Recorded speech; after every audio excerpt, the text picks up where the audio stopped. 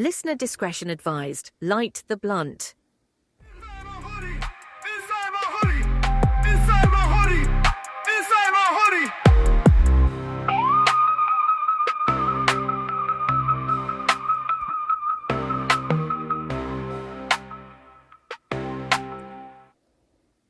What up? It's just me tonight. So everybody else up here has gone on to their collective families, or they go see a show. Either way, they're all gone. I'm up here alone, and it is fantastic.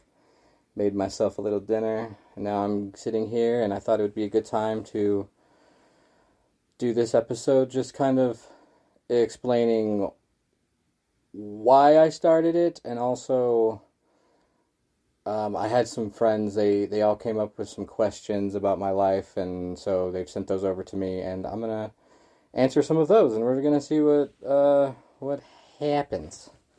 So welcome to Inside My Hoodie. You can find some goodies at insidemyhoodie.com, or shoot me an email, insidemyhoodie@gmail.com. I did get one email about the last show, and to that I'm just going to say, it's pollen season. Get over it. Anyways, so why did I start this? I always wanted to have a platform, which, something more than like a Facebook page or a MySpace page. I wanted a website that was put together with my vision, my words, my art, and all that stuff, to tell stories. And I've done different podcasts in the past. I've even worked in an actual radio station. So it's just always been, like, the idea is fun to just sit there and give your opinion, even if nobody wants to hear it. It's just fun. I enjoy it. So, but the podcasts I did in the past was, it was kind of like we get off work, smoke a joint, and then laugh at bartender stories until we're too stoned to make any sense. And I don't even think we released that one. And then I rented out a studio for a while and was doing some episodes there, but the technical stuff was just too much. And then trying to coordinate all those people, it was just exhausting. So that's kind of why I'm doing this all by myself, every aspect of it. And I didn't have anybody scheduled this weekend either, so, it's just me and you and me and you. But, this idea, I really began cooking it in early December. I had some ideas, but nothing like solid I was super stoked about. I was just kind of waiting for that clarity to show up. I was going back and forth between, do I do the podcast? Do I write a memoir? Do I release music? I didn't really know. But as I was collecting gear and figuring everything out, everything came crashing down. And this was right after Christmas this last year. And that's when my relationship of 8 years ended. She dumped me, and we had nothing toxic. I didn't even know she was unhappy, honestly. It was just over. And so I kind of mourned it like a death. You didn't see it coming. It was unexpected. And there's just the person you go to for comfort for X amount of years is suddenly not an option anymore. And excuse me, I had to figure out a way to just take care of myself and move on, but that did not go well because I didn't have time or space to heal because we both work up here on this mountain. And when I told her that because she wanted to end it and I've been here for so long and she has just started working here, I thought it was fair that she leave the mountain. But no, she was resolved to stay here. And again, that choice was mine to become a bitter, angry person or just figure out a way to make that work. Excuse me. So it's after 8 years, you can just easily dispose of me, don't respect me enough to give me time or space, ripped away our future, and basically the second family I developed, relationships with that I grew really fond of. And then when I look at her, she just seems so happy, completely shifted. So I'm glad she's happy, and we're honestly cool now. I know I'm kind of griping about it, but I just want to give y'all the facts of what happened from my perspective. But again, there's no hate on her. Like, we've had plenty of talks since. She's recognized that what she did caused me a lot of pain, and admitted that it was kind of cowardly. So, but at the time that didn't matter, because at the time my whole world came crashing down, and I decided not to create anything ever again, which is so out of place for me, because I've got, of everything I've ever released in the world over all these years, what's available to the public is probably 1% of like the hundreds of notebooks I've got in storage, and recordings and songs. It's just not a lot of it gets out, and I'm fine with that, because I can't stop the flow, but I do get to control what I release, and I'm very at peace with what's been released over the years versus what will probably never get released, But now this is going to be a dark turn, but I made a decision in December to end my life. I made the plan. I had the date, the note, the bullet, and I was completely convinced. Nobody could tell me otherwise. And I was open about it too. I was like, I'm not telling you all this for insurance or attention or anything, but I'm just letting you know I'm done. And I was convinced. I convinced myself that everyone else would be better off. Like, that was actually like, okay, I'm going to, all these people that claim, they love me, family, friends or whatnot, they will be better off if I just disappear. Because if something after 8 years that I was so sure was a rock is actually sand, I didn't know, you just don't know. And I didn't want to keep going through that. I was so tired of the ups and downs.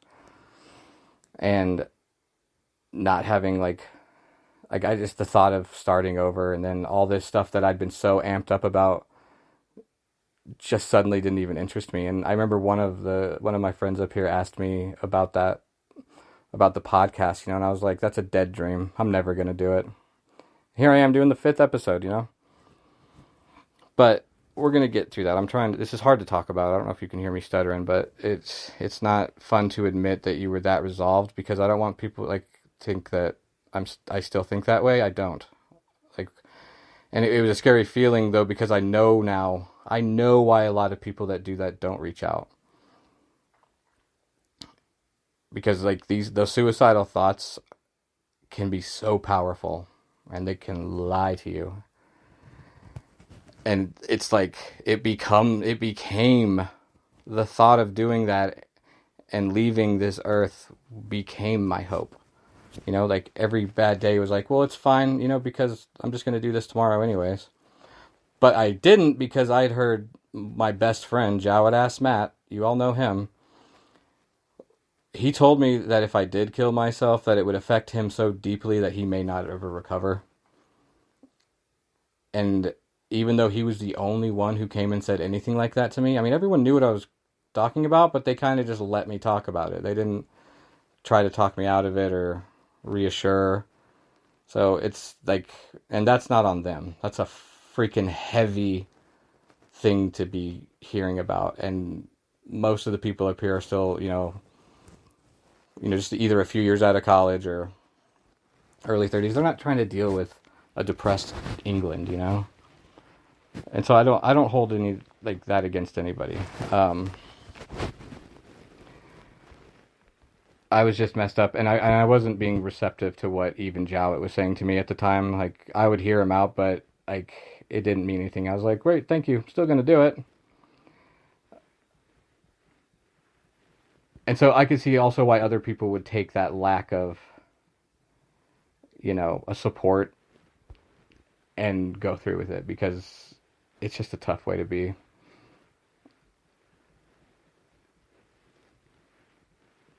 And that made me think too, if I had gone through it with it, I bet they would all have said something oh, why didn't he reach out? It doesn't matter. I have a loud conscience, and I cared enough about Matt's future and his future emotions to wait another day, which became another day, and then another day, and then another day. But the knowledge that I would be dead soon helped me get through the toughest parts of every day. And then little by little, that feeling in my life became more silly and like nonsense, and eventually completely turned into a feeling of gratitude that I hadn't done it. And it was almost like this realization that, like, okay, that was the darkest I'm going to get. And now that I'm coming out of that, perhaps I can get some clarity now. And by early February, I had officially canceled the plans, got on meds, did a little bit of therapy, and then like a dam breaking and the floods coming down, the whole inside my hoodie project just kind of reignited. And it's like Spirit was saying, you made it. You passed. And now I can give you the info you need to start building this. So like I started receiving those like clarities, like I didn't know, I had a big picture vision, which I still do, but I'm doing this all myself, and I didn't really know what steps to take to make it real. But I had the mission, and then I figured I knew that Spirit or God, whoever, is going to reveal what I need as I need it, and that's just going to be an ongoing thing. But the mission is, I get to tell my stories now and show that you can be on death's doorstep with a heart full of sorrow, and you can come back from it stronger than ever. And if you do come back from it stronger than ever, then you get to be that beacon, which is an honor in my case. Like I'm ashamed that I got that dark, but I'm not, because someone else out there might hear how dark it got for me and how little hope I had and how resolved I was to end everything, yet came out on top while feeling like you're on the bottom, but it is the top. And again, you have to do your part too. Like it is our choice, like free will and everything. Like, don't expect not to do the work. But yeah, from the scared kid moving around all the time to the scared man putting his heart out for all to see, if I can save one person from allowing despair to win in their life, then I think the mission will be accomplished. You know, most of my life I haven't had solid cheerleaders when I chase dreams. I've received a lot of advice from a lot of people, but it was mainly people. I received a lot of advice that failure is not only an option, it's the probable outcome. So have your little safety nets, and it was just very much a vibration of fear. You know what I'm saying? And like you got to realize, like, even if you think you're doing someone a favor by telling them that they're probably not going to succeed at what they're doing, those words matter. So if you want to limit your own self, you can do that. But you start projecting that negative energy onto other people, I think you're a freaking jerk for that. You should be nothing but positive and supportive, because if they fail, how's that affect you? It doesn't. I mean, maybe they will. Maybe they need to learn those lessons. I've definitely not succeeded at a lot of things, a lot more things than I have succeeded at, but there was a lesson in it. And I'm willing to find those lessons. But don't get it twisted. Like, I've not made it to any finish lines. And I'm going to be a student about, like, in this area forever. I've kept doing the work and trusting Spirit to guide me. And that's just the road I'm going to go on. When I need to know things, they'll come out. I'm just taking it at my pace. But working with Spirit, I call Spirit, I call God Spirit, universe. There's so many things. I have a lot of religious trauma growing up in the evangelical, that Christian world, that I'm not quite recovered from yet. So in my head, sometimes God is still this vengeful bully that's going to, put more than half the population into eternal fire. That's so messed up. God, I used to believe it too. I used to tell people, like, you're going to burn! Come on! And then, like, when you'd hear someone die that's, like, clearly not a Christian. It's like you just feel bad for them. It sucks, man. But, as I've been working with Spirit and figuring out how to have my own relationship, which it's always going to be mine. Like, you're never going to see the same synchronicities I see or get the same messages I get as I get them. And it's a beautiful experience. You just got to be receptive to it. But that lets me know that I am on the right track. And I want everyone here to find their way to their own right track, if you will. But let me tell you this. Don't go after a religion that claims unconditional love and acceptance only to whip out all kinds of conditions, And then fear-mongering. Give us your money. But God, Spirit, universe, that power is in all of us. And it can be accessed and it can be worked with. And that doesn't mean it's going to become unicorns and rainbows. Like, I have a lot of hard days. Like, I had some really hard days recently. People had to endure a side of me that I don't think they deserved. And, I sit them down and apologize. Everyone's very gracious up here. I mean, we are kind of isolated and it can be tough, but that's no excuse. So, what I'm saying is, when I don't focus on working with Spirit or God, and I'm feeling very disconnected or misaligned, which can happen all the time, I'm in hell. That is hell. Complete separation is what it feels like, and no hope, and it's this horrible, horrible inner feeling. But when I sit in silence with Spirit and meditate and focus on how we can work together to make the world a better place, that's when I'm at heavenly peace.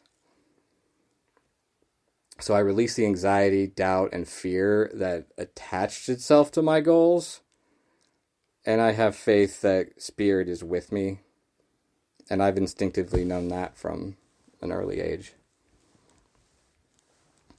It's nothing short of many miracles showing up for me every single day, even if that means seeing the number 26 every time I look at the clock, like angel numbers, they pop up for me all the time. Or I'll be focusing on like how should I handle this conversation or that, and it just pops up in a podcast or song lyrics even. It's freaking amazing.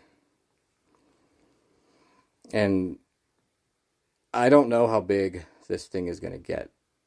I just know that I'm going to be guided until it's time to no longer be guided. But I'm going to take the steps, Like, the way will be shown, but it's not going to be dropped like a silver spoon out of the sky or anything. Like, I do have to take the steps. But it's crazy. Like, if I'm like, okay, what do I do next?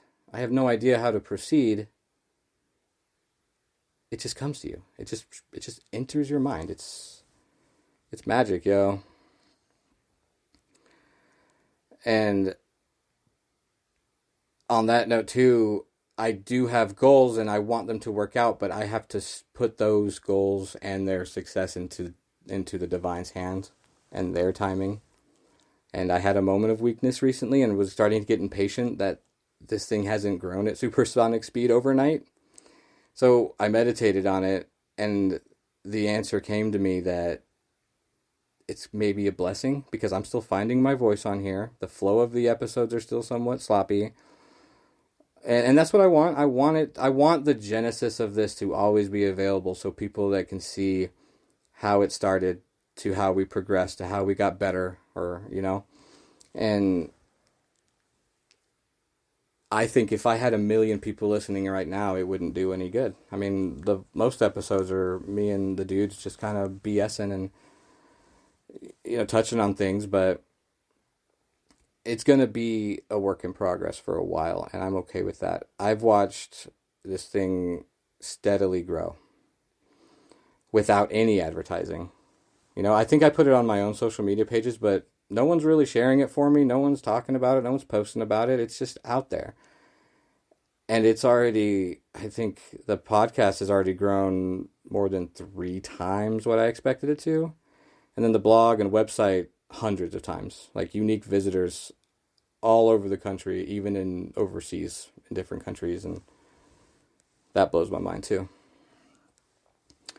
So that's why I started it. I just needed to have my outlet that I can control in my way to put out the things that I write and want to put out when I want to do it. No one's going to tell me that. I've resolved, like, up here where I am living, working now, this is it. I'm not going to have another boss. So I'm either going to be here till I'm 90 or dead, or this inside my hoodie is going to take off and we're going to start blessing people and changing some lives. That's what I really would like to do.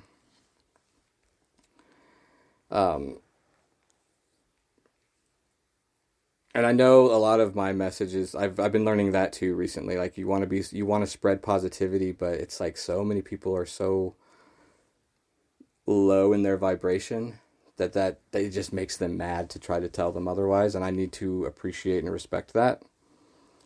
And it's hard to swallow the pill that I'm pointing out that we all have to take accountability.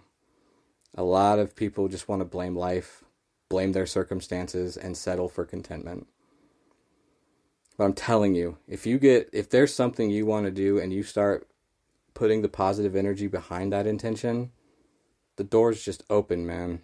Like, you're not going to have to worry about which door to open, who to call. It just works itself out.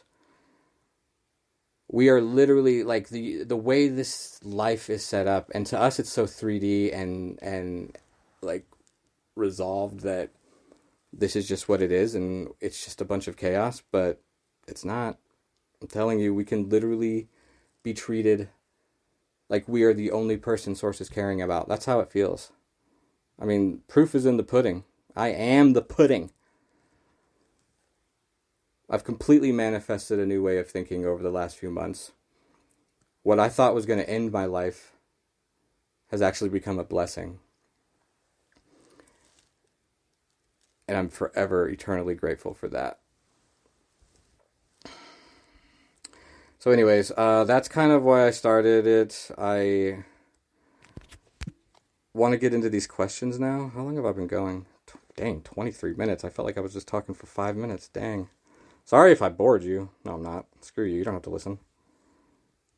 Just kidding. I love you. All right. Where are these questions? Here they are. All right. So some of these are simple, it looks like. These are pretty basic. Where did you grow up and how did moving around shape you? Because I have moved around a lot. So I grew up in California. I went from public school to homeschool to public school to private school to public school to private school. And then I got my GED. So I was a shy kid. I never wanted to, I don't really put myself out there. I'm still like that. I'm pretty reserved. Like, I kind of observe for a while and then figure out who's cool and who might think I'm cool. And if people come talk to me, I'll talk back. I'm not like antisocial or anything. But I definitely developed shields because I was very used to being the new guy. And I like to stay under the radar. So I don't have roots anywhere. And home is literally where I sleep. So, question 2. What's one core memory from childhood that still sticks with you? I would probably say the reason I'm in the woods now would have to develop like my interest in these outdoorsy, being in nature, mountain views. That stems from my grandparents' house that they had in California in a little town called North Fork. And then early 90s, they moved up to Idaho in just as beautiful of a setting, if not prettier.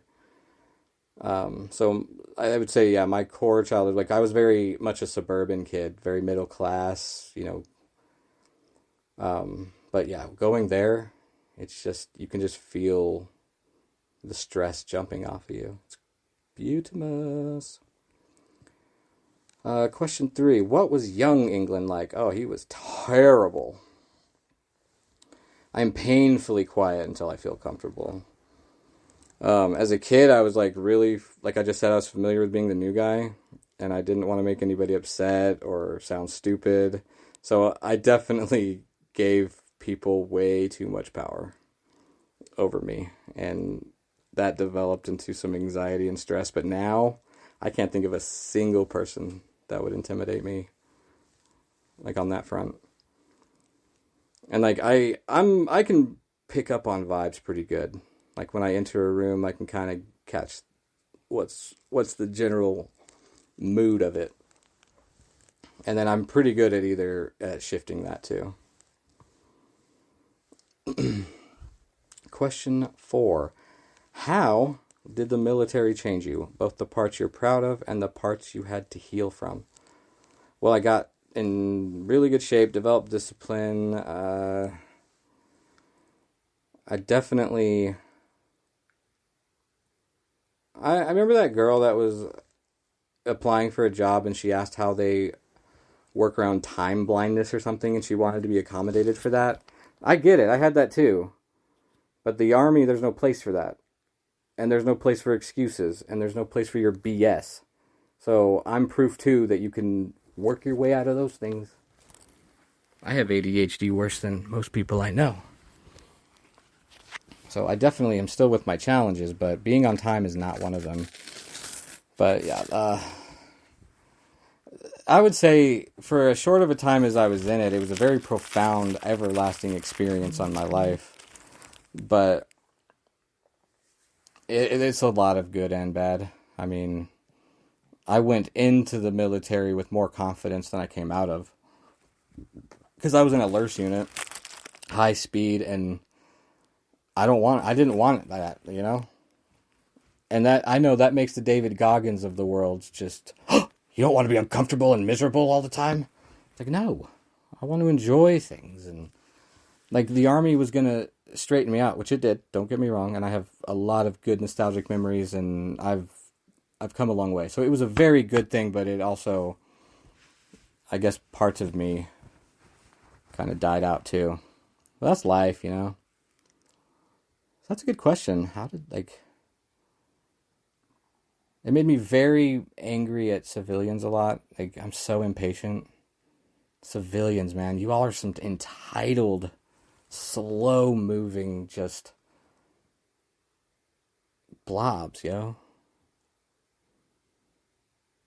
That was rude as heck to say. I don't really mean it. There's a lot of good of you. There's some good people out there. But it definitely, you know, I'm going to say it did more good than bad. For sure. For sure. All right, let me look through here. They sent me so many questions. I don't think I want to answer all these. All right, what do you hope people feel after hearing your music or podcast? I hope they feel hope. Like, if this bumbling idiot can do it, or got the guts to do it, I can too. And you should. Because no one's going to tell me that I'm not allowed to do this, and no one's going to tell me that it sucks. They might say those words, but it's not going to mean anything. I'm not giving anybody that power. I've put the work into this. I've put all the money up. I've been the one who had no idea how to build a website, you know, staying up, pulling all-nighters, you know, building this. And it's not done. It's going to be an ongoing thing. But I've made the steps. So if you want to tell me you don't like it, go ahead. Doesn't mean a damn thing to me. But seriously though, I hope I have some good things to say, and the guests I talk to will have some good things to say, and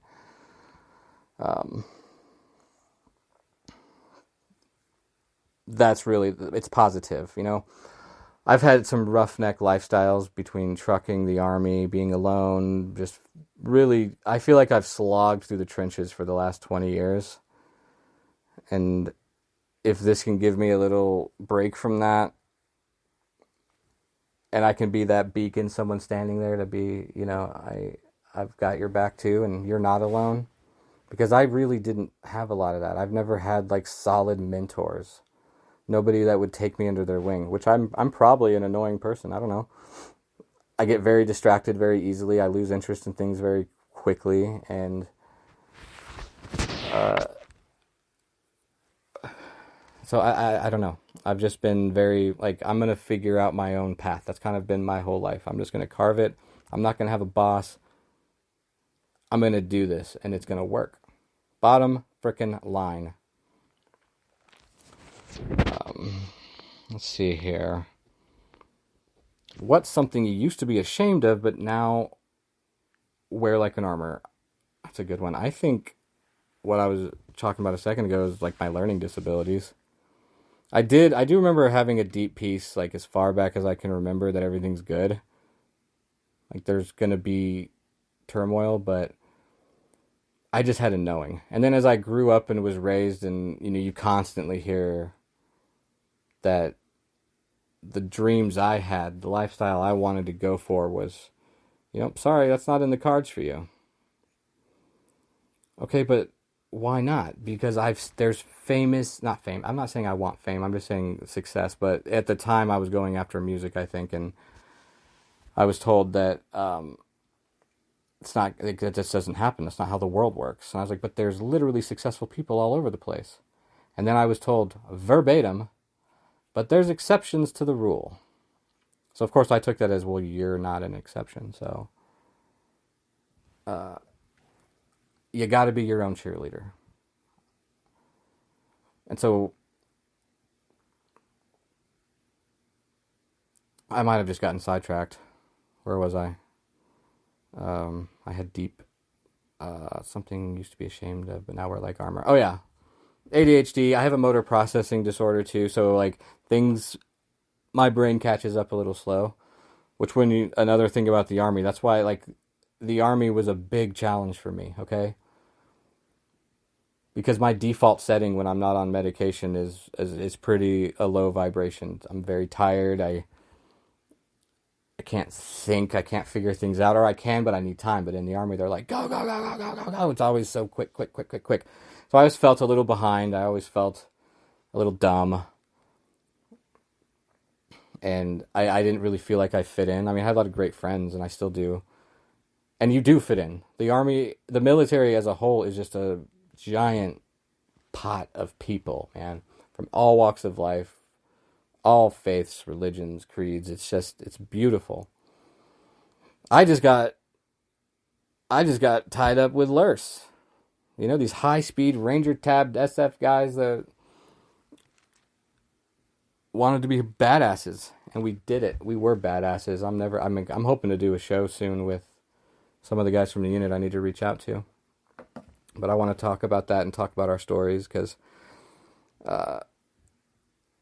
there's some great memories over there, some bad ones too. But I'm not sad at all, So I was ashamed of my brain. But that's just one more thing I can add to the list too. Like, I don't have it figured out. I'm a bumbler, stutterer. I stumble over my words. I forget what I'm saying. But I'm not trying to be Howard Stern. I'm trying to be England on Inside My Hoodie. Okay? I'm not doing post-production on this. I'm not editing it. I just record the episode and send it. That's raw. That's what it'd be like if you were sitting here talking to me in this room. But when I was like, I don't know, man. Like, I lost my train of thought again, but that's what it is. Like, I'm okay with having these disabilities, and if you have them too, you should be okay with it. Let's just work through them. Try to get a little better every day. All right, what's one misconception people have about you? Because I went to war, that I'm this invisible tough guy. Like, no, I'm not. I feel sorrow on deep levels. I feel pain. I feel fear. Anxiety, depression. And it's just these stupid comments like, oh, there's a pretty girl, go talk to her. No, I'm scared. I am shy. I'm not comfortable going and approaching women. I never have been, and I never will be. Especially this day and age. You get insulted, like, just saying hi to somebody. I think you're creepy. But that's what it is. Like, yeah, no, I'm not going to go talk to her. I'd rather go back to Iraq, honestly. Miss me with them spiders, too. I'm a fragile being like everyone. And that's what it is. So that's the biggest misconception. Like, no, I'm not. I'm willing to protect and I'm willing to give my life. I really am. But I'm not free of everything. Like, free of all these other, like negative emotions. I still fight them too. I still fight those battles.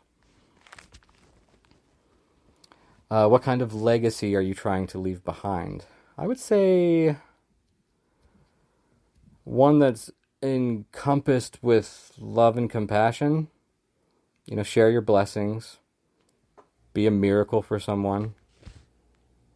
Like, you see someone on the side of the road, broke down, sobbing. They have no money. This car was their lifeline. To be able to be a part of something that could be like, we're just gonna buy you a new car. Like, that feels good to even think about. So that's definitely the legacy I want to leave behind. Love and compassion and blessings. What's one unpopular opinion you fully stand by? That cheese is a terrible tasting wannabe food. Okay? You're eating mold. Grow up. It's disgusting. All right. On a real note, though, I don't vote. I have no interest in latching on to propaganda, politics, none of that crap. If you believe that politics and the politicians and all that crap are going to ruin your life, then I fully believe that for you as well. I try to manifest goodness in my life, whether it be a new emotion or just, manifesting. It can often be mistaken as something that you're just trying to gain material possessions, which can be part of it, and it should be, and it's a lot of fun to manifest things like that. But let me give you an example. I was supposed to do jury duty last August. Something happened. I missed it. Forgot all about it until October. I got a letter saying that I had to go see a judge and explain myself, or I'll be held in contempt of court. Have to pay a huge fine, like $400. You know, you might go to jail. I mean, it's this whole thing. I wasn't worried about going to jail, but I was concerned they might make me pay. And that me telling them, like, I'm sorry, I just forgot, wasn't going to fly. So I let it eat at me for a minute. And then I was like, you know what? No. I'm going to own that it's going to be nothing. Like, not only nothing, I'm going to get there and they're not going to know why I'm there. Okay? So that's what happened. I just believed it. I just made myself believe it. My date shows up. I get to the courthouse. As you're coming in, they're checking our names off on a list, and then you sit down, and then they would call you up. Guess what? My name wasn't on the list. They called a few people first, and they called me up, and they're like, so why are you here again? Literally, like, what do you call it? That show, that da-da-da-da-da-da-da.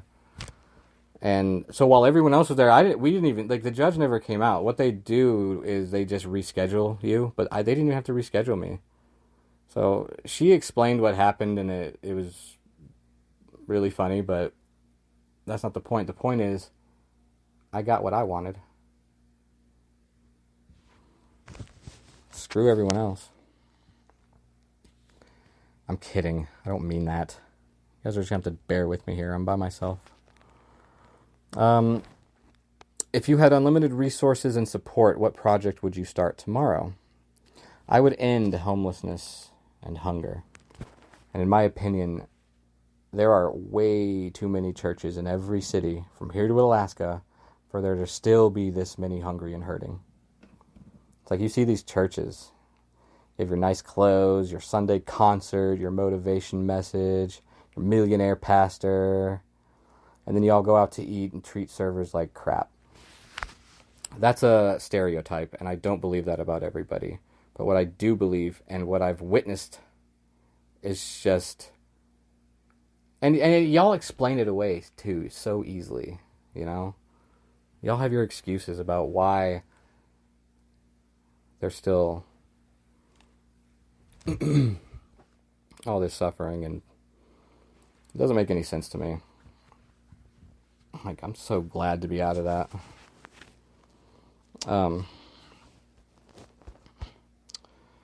Where am I at here? But if Jesus was here on earth right now, I'd go to that church. But I don't think he's in any of the churches right now. That's a harsh thing to say. But if honestly all the churches were doing what he would do, you would not have to try to defend yourself to me. But you don't. You don't have to defend yourself to me. I don't go to that anymore. I'm out of it. Let's carry on. What's your message to someone who feels stuck in life and like they're not enough? I will tell you that you have a giant purpose, because I know that feeling. I've known it for a long time. I'm very familiar with that. But I think that was just some darker force trying to snuff out the light that I think this can bring to others. Like, I have stories, I have experience and a message that can help endless people in endless areas of their life. So I'll take the steps and do the work to rise up. And it's really fulfilling. And it comes with a profound peace. Like, growing up evangelical Christian, I never had that. I was always like, oh, my soul's got sin on it. I'm going to go to hell. Like, it's just constant fear. And no one could give me the answers I needed. I would ask 3 different pastors the same question and get 3 different answers. Okay, so I think the Bible as a whole is good. I mean, it's got some good wisdom in there too, but there's one too many contradictions that you guys just decide to... I'm not saying you guys like you all are Christian. I don't know who you are. I love ya. But do know that there's... I lost my train of thought again. ADHD.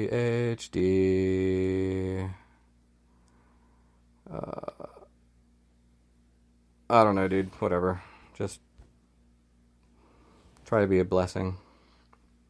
And don't film it either. Nobody, like, I hate that. Like, to put other people, like, display other people. Look at me, I'm helping. Yay. Do it privately, man. It's a lot more peaceful. I'm just convinced that the people that do that don't really give a crap about helping. They just know that it's going to get a good rating. Let's see. Was there a toy, a game, or a place that felt like your whole world? No, never. Did you ever have an imaginary friend, and what do you think they represented? No. I do talk to myself a lot, though.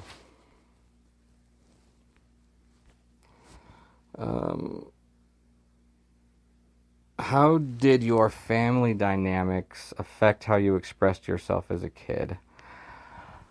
I've never really had a problem expressing myself around family. I've definitely, the family I was in definitely wasn't dreamers. We were very much a work hard and earn your way kind of family, which didn't sit right all the time. I mean, I'm proud of being a hard worker and I have a good work ethic, but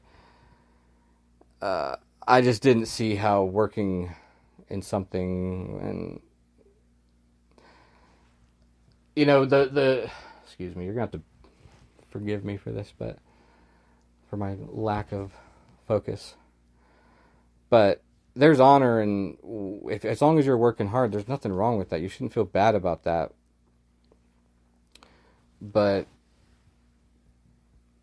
it didn't, like, I just believed that there were other ways, you know? Because I was always getting yelled at for schoolwork this and disorganization that, and I did reach a point where I wanted to just give up, because in my head, in my mind, in my body, in my know-how, I was trying hard. So it's like, well, if they're just going to scream at me and tell me I'm just not applying myself, then what's the freaking point?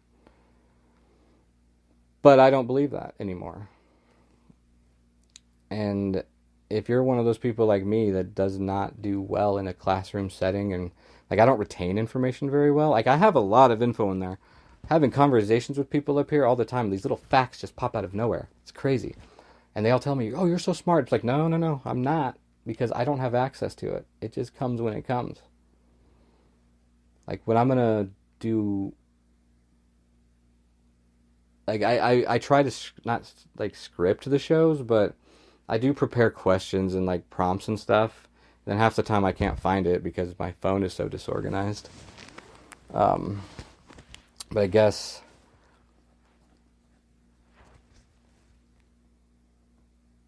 that I'm figuring it out, you know. And your path is not going to be the same as anybody else's path. I don't care if you guys live in the same bedroom, have the same IQ. You're not like required to live the same life, have with the same outcome. It's going to be different. And this all boils down to our thoughts, and the feelings behind those thoughts is what is actually creating our reality and the reality we live in. Because when I look back on the last 20 years, I can see exactly how I manifested without even knowing I was manifesting, because we do that all day. We're consistently manifesting, you know? That's why up here, where I work, I have such a calm existence up here. Nothing stresses me out. The guest counts are easy. I love it. I love it up here. And nothing goes awry. I mean, if it does, I'm ready to take on the challenge. Like, yeah, let's fix it. Like, we had the sink blow up the other day and start shooting water out of the wall. It's funny, you know? Something to laugh at. Excuse me. But, and then you see other people up here just every day. 15 things go wrong. They're depressed. They're sad. They're crying all the time. Nothing goes right. They'll stub their toe. It's like, man, and you want to tell them, and I've tried a few times up here to like talk to these, you know, good friends of mine and be like, you can choose another route. You don't have to be so upset and so scared and so fearful and so anxious all the time. Those are low vibes, and you can feel them. That's your compass. If you're feeling bad, you're in the wrong alignment. Pull your ass up. You know, and if you're, you know what, honestly, and I'm going to keep saying it too, because of all the people I've pissed off up here just trying to simply point out an alternative to the anger that they're just dwelling in, you know, I'll be that target. I'll let you get it out. But I'm still going to keep planting that seed.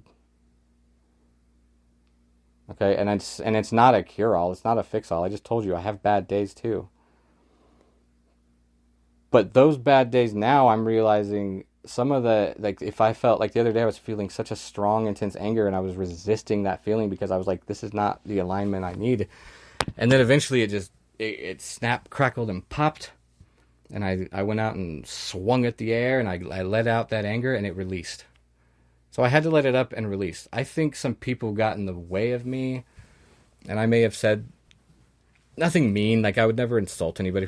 These people are my family up here, yo. But we were definitely not in a friendly conversation mode, if you know what I mean. But we're good now. We all talked it out. But that was a lesson I needed to learn, that some people aren't ready. Like, I've been on this journey for a long time, trying to figure out how it works and how to have faith and trust and how to rewire my own brain, which just takes meditation and focus. Your subconscious will realign rather quickly. But a lot of people on the same journey of me are skeptics. So they want to see proof before they fully believe it's true. So they try to manifest like parking spots or something silly. And I was that guy. The whole reason I started following this philosophy, law of attraction, manifesting, good vibes, bad vibes, was because I wanted the wealth. And when I didn't get it immediately, I would just give up over and over again. This doesn't work. It doesn't work. It doesn't work. It absolutely works. I had my own limiting beliefs.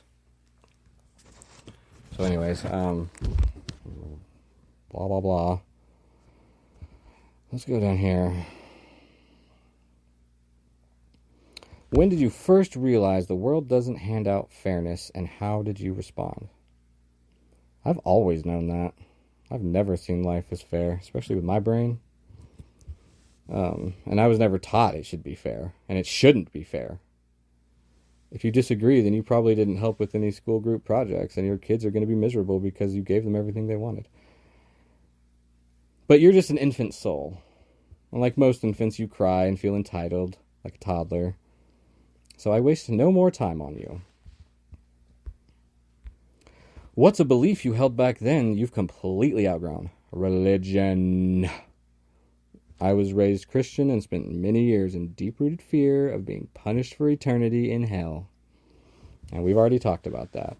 But and let me just backpedal a little bit. If you go to church and you find meaning in it and you like the community and you're getting good wisdom, by all means, I'm not going to stop you. But I am going to tell you, I think it's nonsense fear-mongering people. Because I have listened to scholars talk about what the Bible says about hell. And this picture that churches have, drawn up, it's disgusting. It's absolutely disgusting.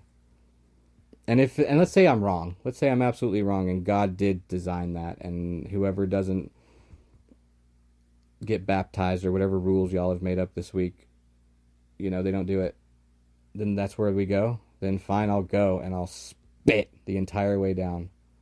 You hear what I'm saying? Like, I'm not saying, oh, you were right, God, forgive me. No, I think that's disgusting. To have a finite life of less than 100 years for the most part, and then that's it. Give me a mother effing break. I'm trying not to curse as much.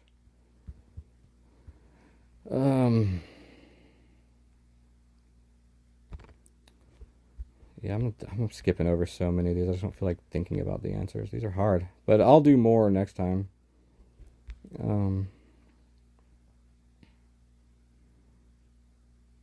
What do you love most about who you are right now? Right now, I'm okay, and I like that. I've seen and felt my own growth over these last few years, and that's been really, really profound and excellent. And the people I interact with on a day-to-day basis, or even just every few months, like volunteers and stuff that come up, they've all pointed it out to me as well. And they call me a hero. I'm not, okay? I'm not. Like, they say that because I survived the breakup without having any time or space. But I've never felt weaker in those first couple months. Clearly.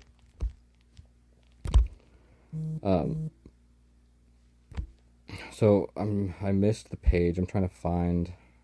You know what? Now screw that. I'm done. It's been 53 minutes. Are you kidding? This is probably. Wow. Well, I hope you got some entertainment out of this. You learned a little bit more about me. Combat veteran, server, bartender, truck driver, EMT.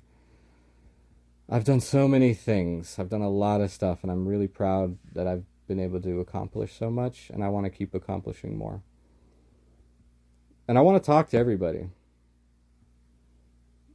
I know I've got some gruff viewpoints and stuff, but I really don't have ill will against any one person. It might be organizations and stuff, and I make, poke fun at things every now and again, but I really do have the world's best interest. And I want to see everybody succeed.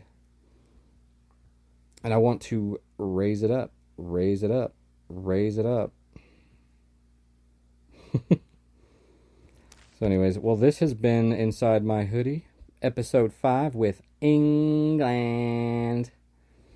And we're going to do another one soon. Again, if you want to be on the show, I want you on the show. Hit me up. Love you, bye.